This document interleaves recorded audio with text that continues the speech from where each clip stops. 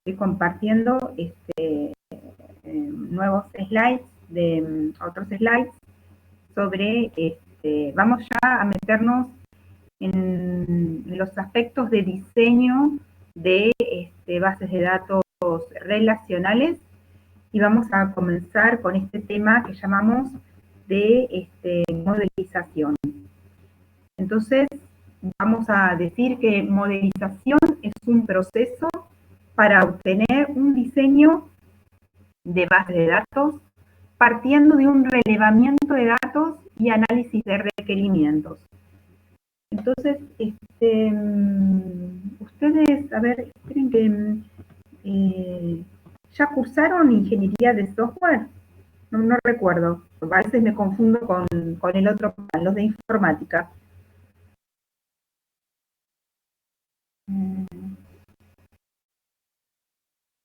No, pero tienen una materia vinculada con temas de... Ah, bueno, sí, bueno, esto de análisis de requerimientos, de relevamientos, sí, claro. Sí, claro, computación lo tiene en quinto año, eso sí. ¿Y vos, Esteban, la estás cursando ahora? Análisis y diseño de sistemas para informática, perfecto. Buenísimo. Bueno, entonces, en general, ya saben de lo que estoy hablando cuando digo, bueno, se hace un relevamiento, ¿verdad? Un relevamiento del problema, ¿no? De la descripción del problema que tengo que resolver, y este análisis de requerimientos, ¿verdad? ¿Cuáles son los requerimientos de mi problema, ¿no? ¿Qué herramientas van a necesitar los que me están pidiendo este sistema de base de datos? Una determinada consulta, un determinado listado también, ¿no? Todo eso también se tiene en cuenta. Entonces, ese sería el primer paso, ¿no es cierto? Bien, a partir de eso, que para nosotros, o sea, en la vida real, ¿no? Del diseño de sistemas y en el diseño de base de datos hay diferentes técnicas para hacer este relevamiento, técnicas que involucran texto escrito, también herramientas gráficas que hacen foco en cómo el usuario interactúa con el sistema, y nosotros vamos a hacer foco en qué necesitamos almacenar en la base de datos. Ese va a ser nuestro foco. Otros hacen foco en las aplicaciones, ¿no? En desarrollo de aplicaciones para, en fin. Nosotros vamos a hacer foco en los datos que van a ser necesarios almacenar para poder resolver o abordar este problema del cual tenemos el relevamiento, ¿sí? Entonces, una vez que... y les decía, perdón, que nosotros en la materia, nuestros relevamientos van a ser primero, bueno, obviamente muy reducidos, son un enunciado de un ejercicio, ¿no? Vamos a basarnos en esos relevamientos para ir siempre en general los temas los vamos a explicar desde lo muy sencillo, y de ahí vamos incrementando complejidad hasta llegar a problemas realmente complejos. Bien. Entonces, relevamientos van a tener los enunciados de los ejercicios, por ejemplo, de la guía práctica, y también el enunciado del TP, ¿no? En el contexto de la materia. Que, bueno, obviamente igual distan de lo que es un relevamiento real, de un problema más complejo, pero igualmente son útiles para el aprendizaje. Bien. Luego, en base a ese relevamiento y análisis de requerimientos, vamos a hacer el diseño conceptual de la base de datos. Diseño conceptual. Luego lo vamos a transformar al diseño lógico. Y luego ese diseño lógico lo vamos a transformar o implementar, y ahí obtenemos el diseño físico. Entonces, esto para mencionar todas las etapas. Nosotros ahora nos vamos a posicionar en esta segunda etapa, que sería la primera etapa del diseño propiamente dicha, ¿no? Que es este diseño conceptual de base de datos.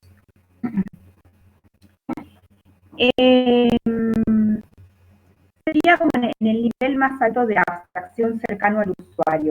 Vamos a, el diseño conceptual de la base de datos, esta etapa me da como resultado el esquema conceptual de la base de datos, el diseño conceptual a un nivel de abstracción más alto.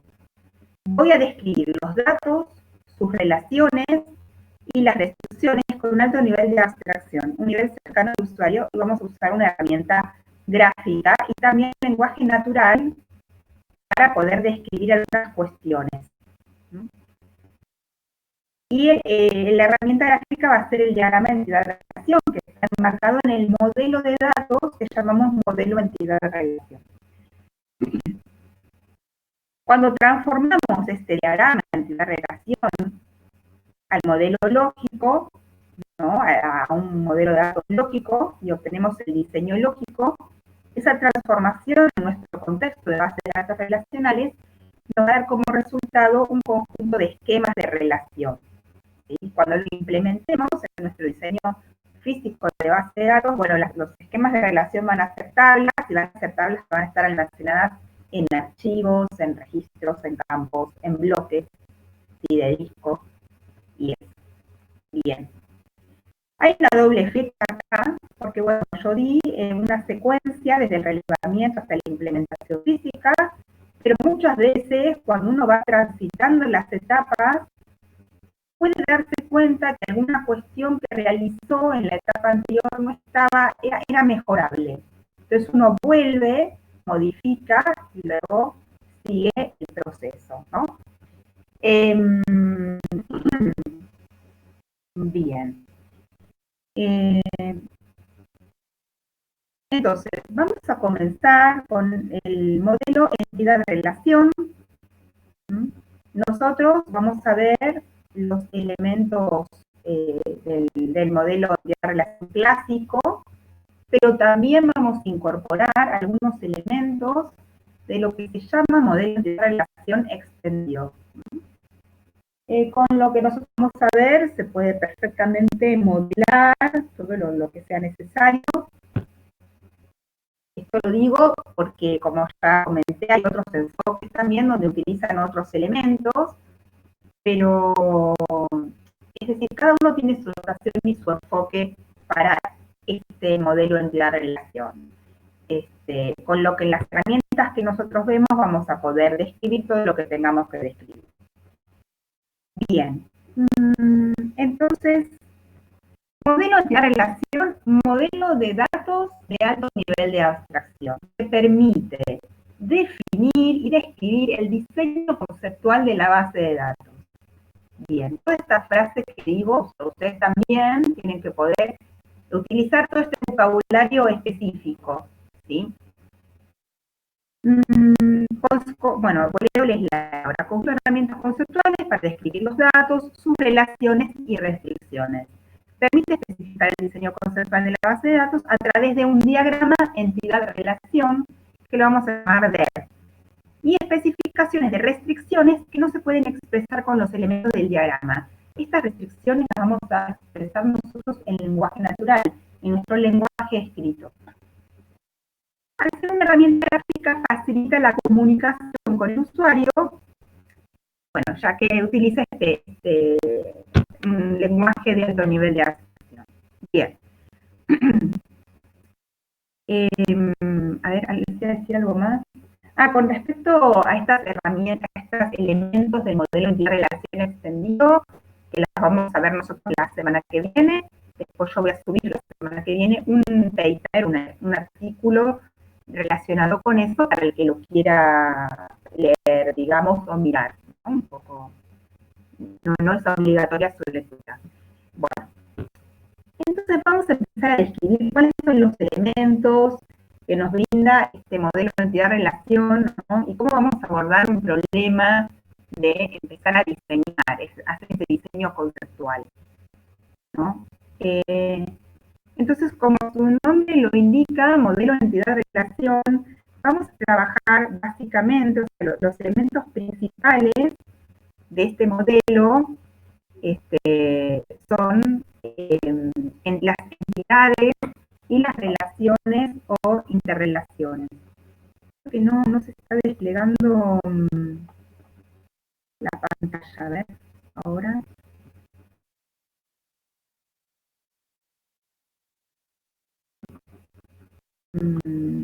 Porque estoy en el slide 3, no sé si ustedes lo están viendo, el slide 3. Bueno, capaz que no me lo despliega a mí. Bueno, perfecto. Bien, entonces, les decía, los elementos básicos, hay más elementos, ¿no? Pero el nombre viene de esto que vamos a trabajar, con lo que vamos a definir como entidades y relaciones, ¿verdad? Entonces, primero vamos a definir entidad como una cosa u objeto del mundo real que es distinguible, ¿sí? Y que además tiene asociado un conjunto de propiedades o atributos. Entonces, el hecho de tener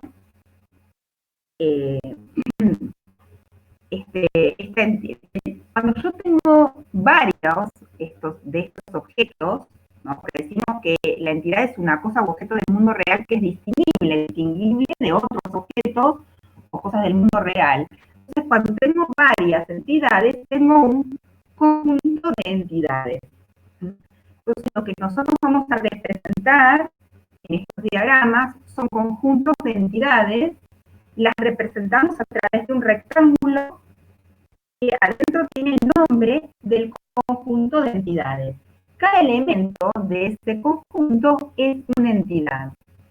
Y para poder hablar de esto, para aplicar correctamente la definición, yo tengo que poder distinguir a un elemento de otro dentro de este conjunto de entidades. Entonces me pregunto, ¿cómo lo distingo? ¿Sí? Bien. Entonces, es una pregunta que, bueno, voy a dejar ahora un poquito en suspenso. Otro elemento que vamos a utilizar es atributo, ¿no? El atributo es una propiedad descriptiva de las entidades. Y se va a representar el atributo con una elipse que está bastante unida al rectángulo que representa el conjunto de entidades.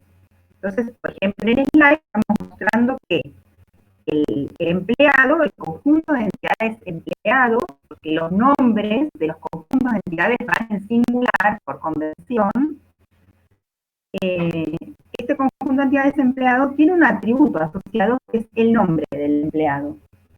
Entonces, yo miro este diagrama y digo, muy bien, entonces en mi diseño de base de datos me interesa almacenar datos de empleados, ¿no? Tengo un conjunto de entidades de empleados y uno de esos datos que me interesa almacenar va a ser el nombre del empleado, ¿no? Porque es un atributo asociado a este conjunto de entidades. Bien.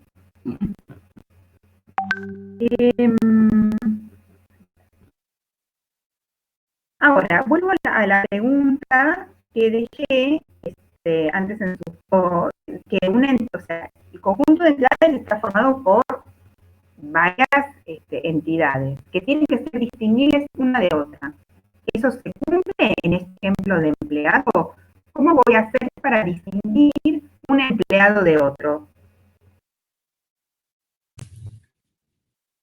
¿Con algún identificador, como podría ser el DNI o un legajo? Muy bien, tengo que definir un identificador o algo que me permita distinguir a un empleado de otro dentro de mi diseño, ¿sí? Entonces, siempre que ustedes armen un diseño con esta herramienta dentro del modelo de entidad-relación y en particular el diagrama de entidad-relación y definan un conjunto de entidades, tienen que definir cuál es el identificador, porque si no, no están aplicando la definición de forma correcta. Y eso lo corregimos como que está mal. ¿Sí? Bien. Entonces,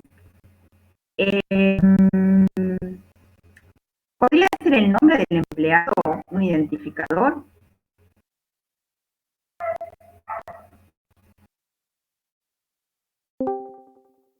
No, muy bien. Porque claro, el nombre podría repetirse para personas distintas, puedo encontrar dos personas que se llamen igual, que tengan el mismo nombre y apellido.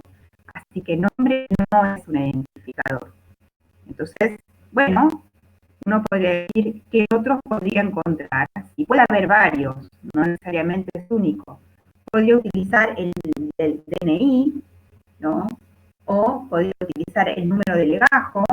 En general, cuando hablamos de documentos, se utiliza tipo de documento y número de documento. Son dos atributos distintos que conforman un identificador. Quizás algún empleado no tenga DNI por alguna razón, puede ser extranjero u otra cosa, y utilice otro tipo de documentación. Bien. Pero bueno, la cuestión es que cuando yo defino un identificador dentro de este diseño, o sea, lo grafico como un atributo o varios atributos y lo voy a subrayar. Y eso me va a indicar que es el identificador. A ver.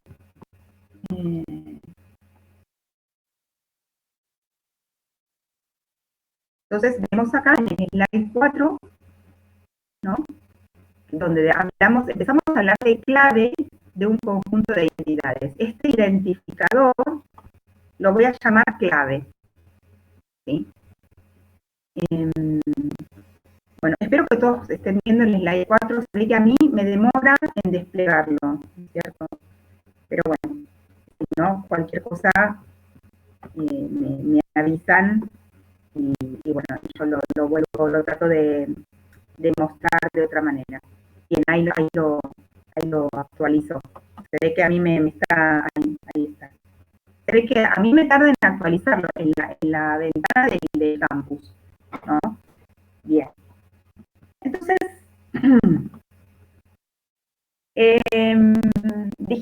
decía, a este identificador lo vamos a llamar clave del conjunto de entidades, ¿no? Entonces yo acá en el slide elegí como clave de empleado número de legajo. En realidad uno dice, bueno, tengo un conjunto de entidades empleado. ¿Cuáles son los atributos asociados a empleado? Bueno, el número de legajo, el nombre, la dirección, el teléfono, el correo electrónico. Voy a describir todos los atributos que sean relevantes para mi problema y que sean deseables de almacenar en la base de datos. Bien, entre esos atributos tengo que encontrar algún atributo, o pueden ser un conjunto de atributos, como en el caso de tipo y número de documento, que conformen una clave, un identificador. Y a eso lo subrayo. Entonces, en este caso, número de legajo. La definición del slide dice, clave, conjunto minimal de atributos que permiten distinguir unívocamente a una entidad de otra. Es decir, dentro de este conjunto, con este conjunto de entidades, con un número de legajo, que es el que está marcado como clave, tengo que poder distinguir entre un empleado y otro, ¿no? A eso hace referencia cuando dice entidad, distinguir unívocamente alguna entidad de otra.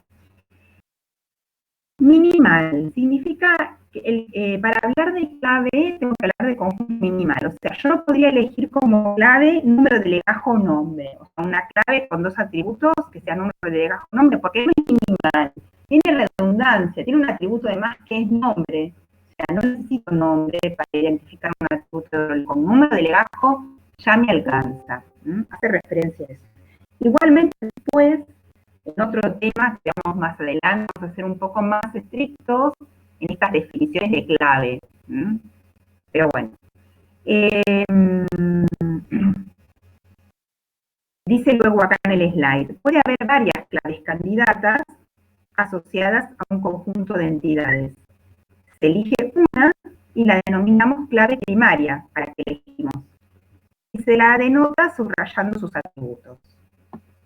Bien, supongamos que acá, que no está escrito, pero lo podríamos agregar, digamos, el empleado tuviera además tipo de documento y número de documento como otros atributos adicionales. Yo digo, bueno, las claves candidatas son tipo y número de documento por un lado y número de legajo por otro. Son dos identificadores diferentes que sirven para el empleado, ¿verdad? Para este conjunto de entidades empleado. ¿Por qué les parece que elijo como clave primaria número de legajo en vez de tipo y número de documento?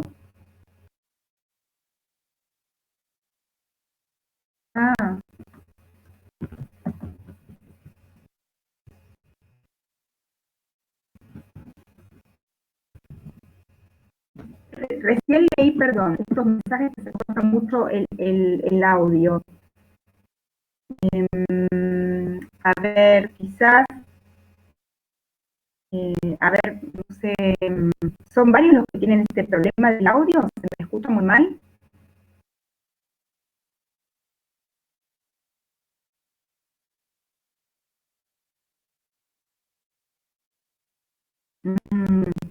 ¿Esto pasó ahora, después del recreo?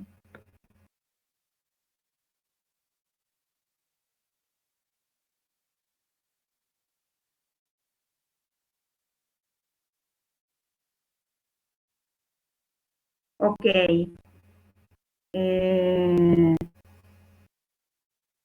Bueno. Sí, sí. No sé si intenten, a ver, intenten apagar, cerrar el micrófono, a ver si mejora un poco. Los que tienen el micrófono abierto, mutense, por favor. Quizás esto pueda mejorar un poco.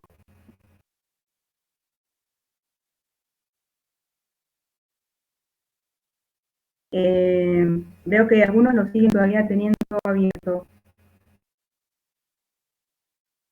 Sí, eso. Traten de mutearse, a ver si mejora. La clase que viene, si se escucha mal, me avisan y cambiamos de plataforma. ¿Sí?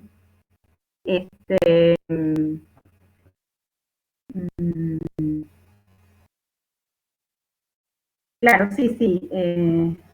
A ver,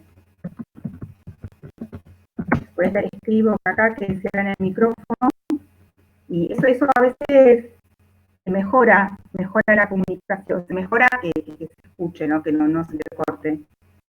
A ver. Bueno.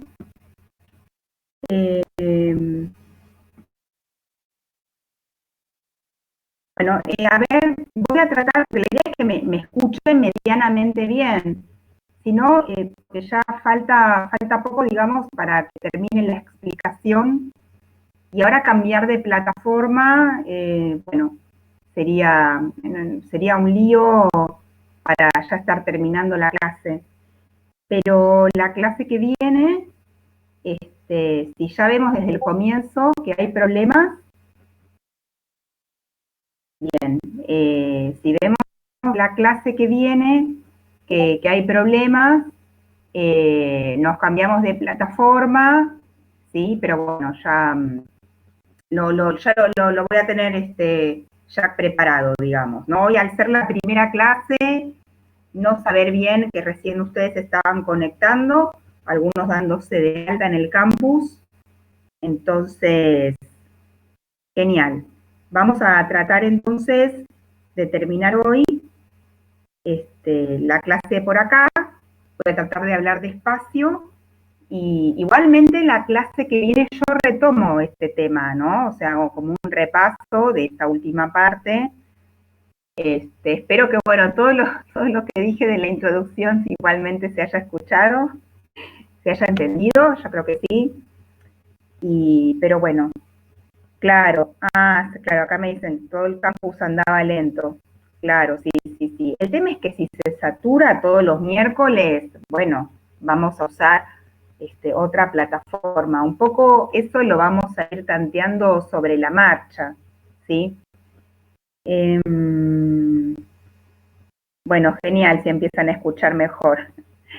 Bueno, entonces estábamos retomando, acá me decían, claro, yo hice esta pregunta, ¿por qué habré elegido como clave primaria número de legajo en lugar de tipo y número de documento? Entonces uno puso que bueno, para gastar menos espacio de almacenamiento, ¿verdad? Porque el otro es una clave con dos atributos, ¿no? Entonces, bueno,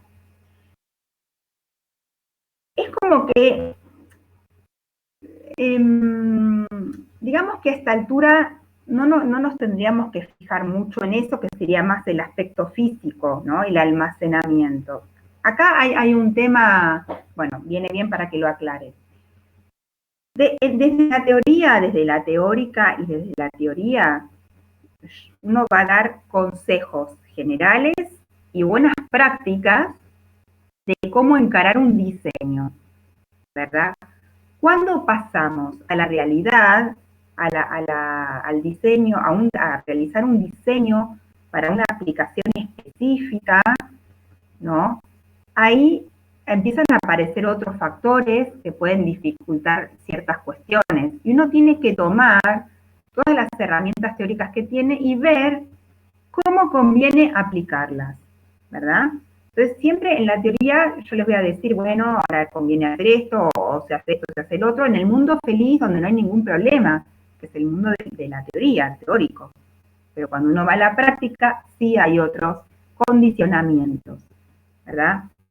Entonces, bueno, teóricamente, en la teoría, en esta etapa de diseño conceptual, no nos tendríamos que ocupar de las limitaciones físicas que podría llegar a tener el sistema.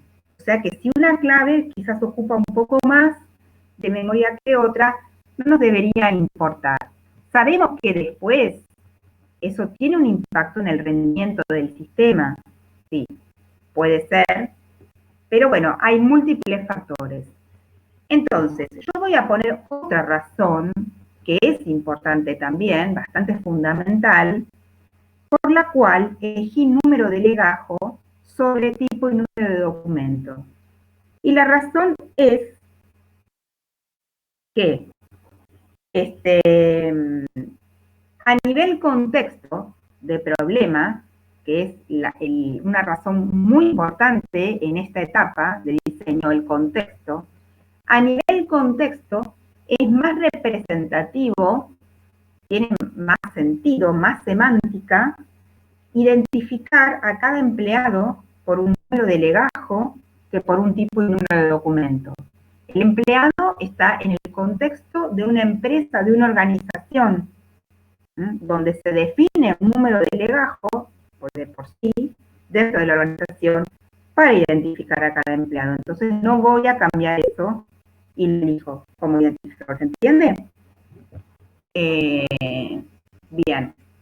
Sin embargo, no dejo de indicar en mi modelo, en mi diseño, que tipo y número de documento es una clave candidata, ¿sí? Porque es así. Bien.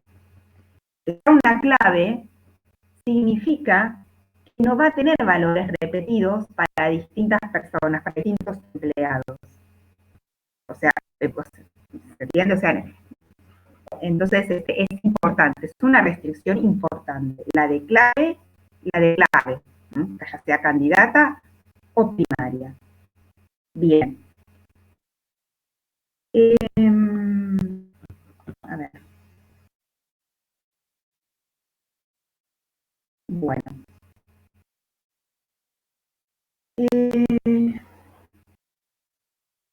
Ahora pasamos al slide 5. Y bien, ahí está. Vamos a introducir el concepto de relación o interrelación. Entonces, les voy a decir un enunciado posible o un relevamiento posible para resolver con estos elementos que acabo de presentar del diagrama entidad-relación. Entonces, supongamos, una empresa necesita almacenar los datos de los empleados, como por ejemplo, le interesa, digamos, registrar o almacenar los datos de los empleados, como por ejemplo, el nombre y apellido, el número de legajo, el sueldo, la fecha de nacimiento, entre otros, ¿no? A su vez, necesita también registrar los datos de los proyectos que lleva adelante esta empresa, como número de proyecto y nombre de proyecto, ¿no? Y también quiere saber qué empleado dirige qué proyecto, ¿no? ¿Qué empleados dirigen proyectos y qué proyectos dirigen? ¿Sí? Bien, esto sería un enunciado. Ahora, que vendría a ser un relevamiento y que deberíamos diseñar nuestra base de datos en función de este relevamiento. Entonces yo digo, bueno, en este enunciado, ¿qué elementos o entidades reconozco? En general, en la redacción están asociados con sustantivos, ¿no? Entonces, bueno, reconozco empleado. Entonces, veo de representarlos como conjuntos de entidades y asocio a cada uno sus atributos, que en el enunciado me los ha enumerado como en una lista, ¿no? Entonces, ahí vemos en el gráfico esos atributos. Como son conjuntos de entidades, empleado y proyecto, tengo que elegir una clave, un identificador. Bueno, lo elijo. El típico es número de legajo, número de proyecto. Si en el relevamiento no hay un identificador, lo tengo que definir yo como diseñador. Un código o un número, ¿sí? Bien.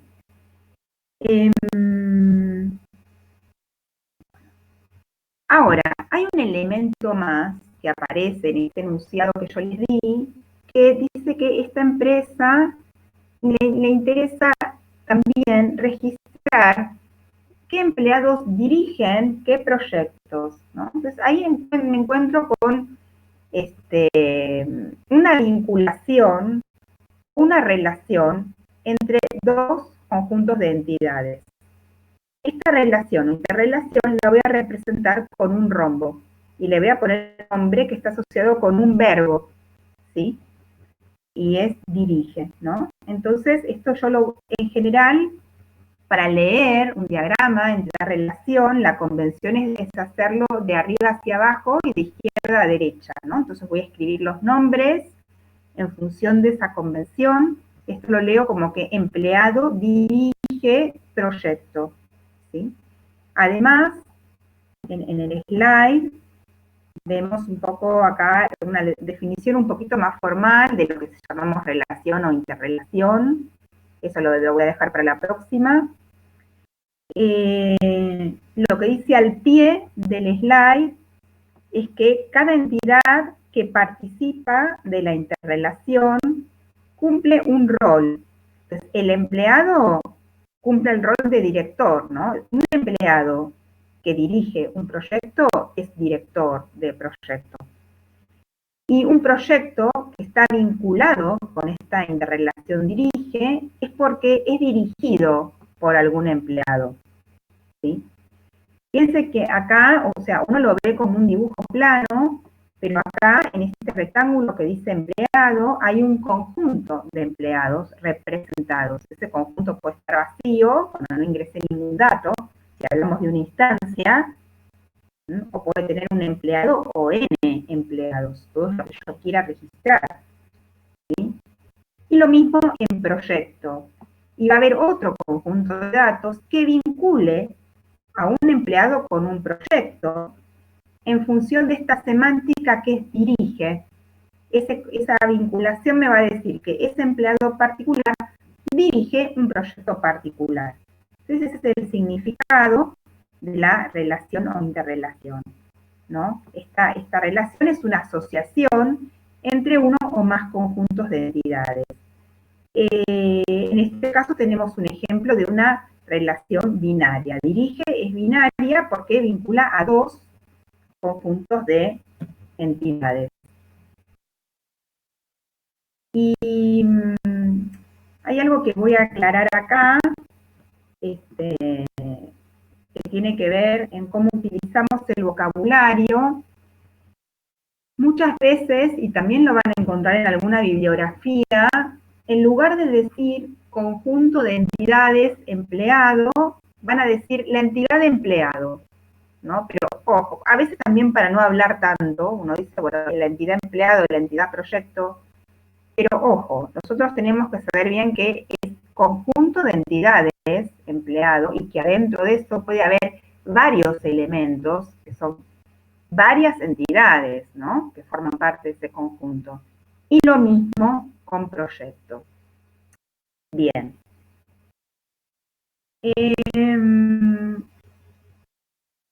Tenemos acá, esto es lo último que voy a dar hoy.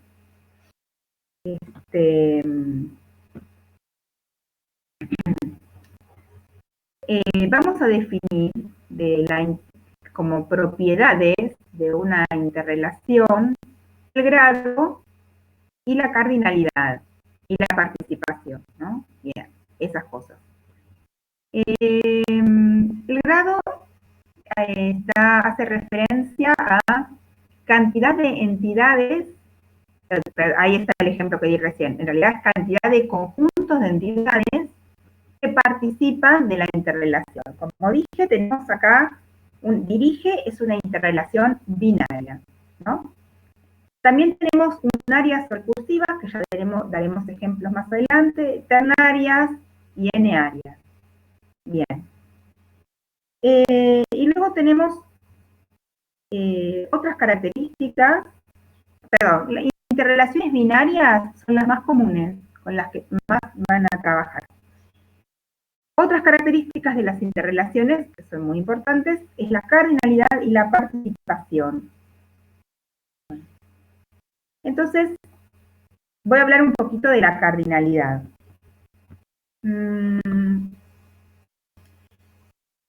Viendo el diseño este que dice que empleado dirige proyecto, ¿no? O proyecto es dirigido por empleado.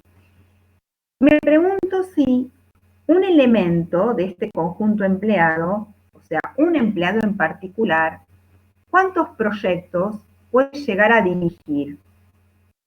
¿Qué me contestan a eso?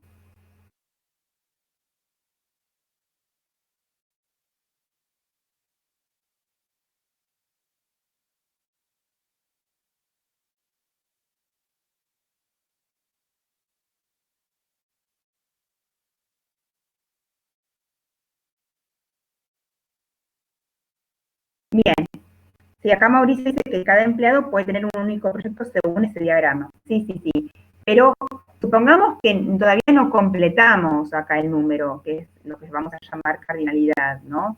¿Cómo sabemos un empleado cuántos proyectos puede llegar a dirigir?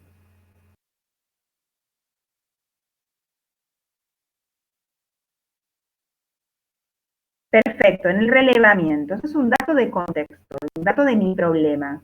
Entonces tendré que ver, si no está en el relevamiento, tengo que averiguar, tengo que ir a hablar con el usuario, con quien me pide este sistema de base de datos, ¿no? Y decir, a ver, en tu empresa, un empleado puede ser director de cuántos proyectos. Y por ahí me dicen, no, de uno solo. Bien, entonces yo pongo acá, o sea, yo digo, un empleado puede dirigir un proyecto. Entonces está el 1 sobre la interrelación, perdón, sobre el conjunto de entidades proyecto, ¿sí? Ahora leo en el sentido inverso. Un proyecto de este conjunto de entidades proyecto puede ser dirigido por ¿cuántos empleados? Bueno, puedo asumir que por 1. Entonces acá yo tengo una interrelación dirige que tiene cardinalidad 1, 1. Entonces yo con la cardinalidad dice, voy a especificar un elemento de uno de los conjuntos de entidades, ¿con cuántos elementos del otro conjunto de entidades se podría vincular? Lo que yo escriba ahí va a restringir mi problema. O sea, si pongo 1, no va a ser más de 1. A lo sumo será 1. Si pongo n, puedo permitir 1 o más. ¿Sí? Y a la inversa lo mismo. Entonces, bajo este análisis, bueno, en mi enunciado, como lo dice en el slide, en este relevamiento que acá dice, se desean registrar los datos de los empleados como su número de legajo, nombre y apellido, entre otros, y de los proyectos identificados por número de proyecto. Cada empleado dirige un único proyecto y cada proyecto puede ser dirigido por un único empleado. Entonces, esta solución responde a ese enunciado. Y tenemos una interrelación, dirige con cardinalidad 1 a 1.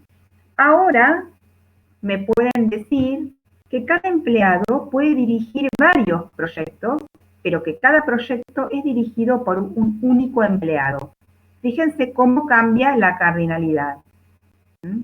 Y también puede pasar, o sea, si me cambian el relevamiento, me cambian las reglas de mi problema, me dicen que cada empleado puede trabajar en varios proyectos y cada proyecto puede tener asociados varios empleados trabajando, y tenemos un ejemplo de interrelación muchos a muchos.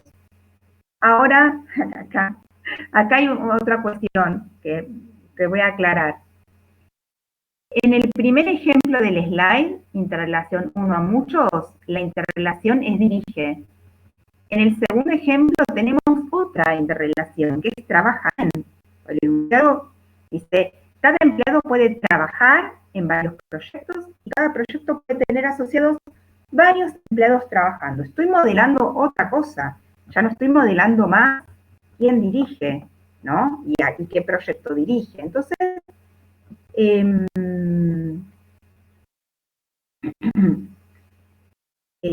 perdón, acá una cosita. Bueno, entonces, es más, yo podría tener, que acá no aparecen en el mismo diagrama, no me acuerdo si después aparece o no. No, bueno, no importa. Yo podría tener en mi mismo diagrama el conjunto de entidades empleado, el conjunto de entidades proyecto y dos interrelaciones.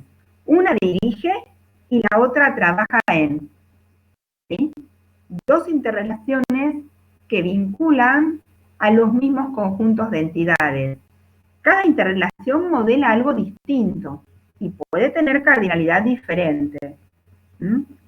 Bueno, ahora sí, por último, así ya los dejo listos para la clase de mañana, que es en el slide 9, la participación, ¿no? Yo digo, todo empleado del conjunto de entidades empleado, sí o sí va a dirigir algún proyecto. O sea, no, eso no es así, no estaría reflejando la realidad de mi problema, por ejemplo. Entonces voy a decir que empleado participa de forma parcial en dirige, con este circulito que agrego acá en el slide. Entonces, eso quiere decir de que va a haber empleados, o sea, va a haber elementos de este conjunto empleado que no van a participar de la interrelación dirige. Es decir, si lo traduzco a mi problema, va a haber empleados que no dirijan proyectos, ¿sí? En cambio, yo puedo decir que todo proyecto que yo registre en la base de datos tiene que tener asociado un director de proyecto, que va a ser un empleado. Y eso va a ser la participación total de proyecto en dirige. Y lo grafico, lo represento con la línea como estaba, no sin agregar nada más. Eso es participación total. Y el circulito sobre la línea es parcial. Bien, entonces eso, este tipo de cuestiones, como ya les dije, otras bibliografías usan otro tipo de representación, nosotros usamos esta. Entonces, hoy voy a llegar con la explicación hasta acá. ahora mismo voy a subir estos slides al campus cuando termina la clase, y el apunte de modelización, que ya, digamos, lo pueden hasta empezar a leer para mañana, porque mañana la idea es que en la práctica empiecen un poquito a trabajar con esto, y ya con lo que yo dé la clase que viene, vamos a dar todas las herramientas para que puedan realizar el diagrama entidad-relación y el modelo, el diseño conceptual de los ejercicios de la práctica 1, ¿sí? Así que, bueno, nada, espero que me hayan escuchado lo mejor posible. Ya la clase que viene, desde el primer momento, vamos a ver cómo está la conexión. Si vemos que no está muy bien, cambiamos de herramienta. Yo voy a repetir un poquito estos últimos conceptos, pero si ustedes ya leyeron el apunte, o la primera parte del apunte, digamos, y tuvieron la práctica de mañana, bueno, ya vamos a... Ya van a estar por ahí los conceptos un poquito más claros, ¿sí? Así que bueno, no sé si tienen algún comentario o alguna pregunta para hacer. Yo voy a armar una lista de emails, o bueno, la vamos a armar con los docentes entre hoy y mañana, y también les vamos a mandar un mail para ya quedar conectados por esa vía, ¿sí? Bueno, gracias Martín, creo que acá no tiene ninguna duda. Bueno, espero más o menos que se haya entendido un poco, una clase, bueno, eso sí, un poco introductoria, pero ya nos metimos en algunos temas. Así que, bueno, eso espero que sí, que se haya entendido, que les haya gustado. Y bueno, doy por terminada entonces la clase. Cualquier cosita, ya saben que nos pueden escribir. Los esperamos mañana en la práctica, también a las 14 horas. Bueno, genial. Nos vemos, ¿eh?